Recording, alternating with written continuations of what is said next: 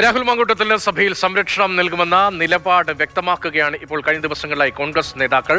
ഭരണകക്ഷി അംഗങ്ങൾ പൂവൻകോഴിയുടെ ശബ്ദമുണ്ടാക്കിയാൽ പ്രതിപക്ഷം തിരിച്ച് പൂച്ചയുടെ ശബ്ദമുണ്ടാക്കും എന്തായിരുന്നു ഇന്ന് കെ മുരളീധരന്റെ പ്രതികരണം. നിയമസഭാ അംഗം എന്ന നിലയിൽ മറ്റേതൊരു അംഗത്തിനുമുള്ള സുരക്ഷ രാഹുലിനും കിട്ടണമെന്നായിരുന്നു UDF കൺവീനർ അടൂർ പ്രകാശിന്റെ നിലപാട്.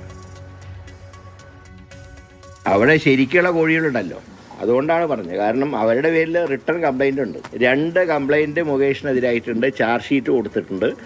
പോലീസ് അറസ്റ്റ് ചെയ്ത് ജാമ്യത്തിലാണ്. രാഹുൽ മാങ്കൂട്ടത്തിനെതിരായിട്ട് റിട്ടേൺ കേസില്ല, അദ്ദേഹത്തിന് അറസ്റ്റ് ചെയ്തിട്ടില്ല. അതുകൊണ്ട് തന്നെ അദ്ദേഹത്തിന് സഭയിൽ പങ്കെടുക്കുന്നതിന് ഒരു തകരാറുമില്ല. ഞാൻ പറഞ്ഞത് കയ്യേറ്റമൊന്നും ഉണ്ടാവില്ല എന്നാണ് പറഞ്ഞത്. അവിടുന്ന് പൂവൻകോഴിയുടെ ശബ്ദം ഉണ്ടെങ്കിൽ ഇവിടുന്ന് പൂവൻകോഴിയുടെയും പൂച്ചയുടെയും ശബ്ദം ഉണ്ടാവും. അത്രയേ ഉള്ളൂ. എൻ്റെ അഭിപ്രായം അദ്ദേഹം നിയമസഭാ സമ്മേളനത്തിൽ പങ്കെടുക്കണം എന്ന് തന്നെയാണ്. ആരെങ്കിലും എന്തെങ്കിലും ഒന്ന് അഭിപ്രായം പറഞ്ഞു എന്നുള്ളത് കൊണ്ട് DYFയോ മാർക്സിസ്റ്റ് പാർട്ടിയോ അല്ല തീരുമാനിക്കുന്നത്.